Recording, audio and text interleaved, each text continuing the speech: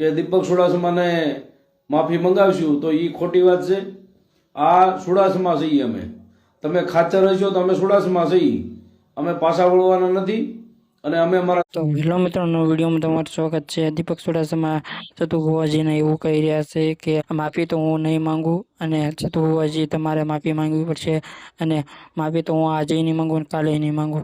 દીપક ચુડાસમા એવું પણ કહી રહ્યા છે અને મારે જોવું છે કે તમે આવો ક્યારેક કાયદામાં અને મારે જોવું છે કે ત્યારે તમારી માળવાળી મેલડીમાં તમને કેવી રીતે બચાવવા આવે છે અને કેવી રીતે તમારે જેલમાંથી છોડાવે છે।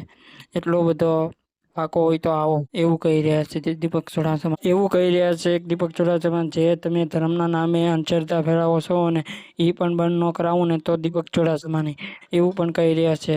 જોવો તમે વિડીયો। એટલે સતુભાઈને કદાચ એવો ફાંકો રહેતો હોય કે દીપક ચુડાસમાને માફી મંગાવશું તો એ ખોટી વાત છે।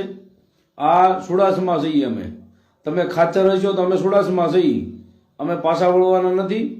અને અમે અમારા સમાજના હક અને અધિકાર માટે લડીએ છીએ, અમારા પૂર્વજોના સન્માન માટે અને સ્વાભિમાન માટે લડીએ છીએ।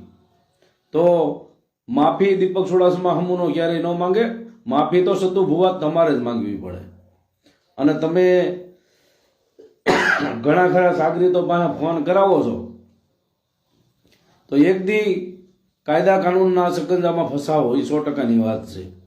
જ્યાં તમારી માળવાળી મેલડીમાં તમને ક્યારેય બચાવ આવે તો કહેજો, પણ તમે જે ધર્મના નામે જે ધતિંગ કરો છો એનો પર્દાફાશ દીપક ચુડાસમા કરશે એ 100%ની વાત છે। અને ન્યાય એકવાર પાછા તમને પાવડો લઈને જો પાણી ન વળાવવું ને તો એ દીપક ચુડાસમા મટી જાઓ। તમે જ્યાં ભૂવાપણી કરો છો, તાવામાં જે ખેલ કરો છો અને એ ખેલ બંધ ન કરાવવું ને તો એ દીપક ચુડાસમા નહીં। કારણ કે વાત અમારે ખાલી એક સ્વાભિમાનની હતી, અમારા પૂર્વજોને અપમાનની હતી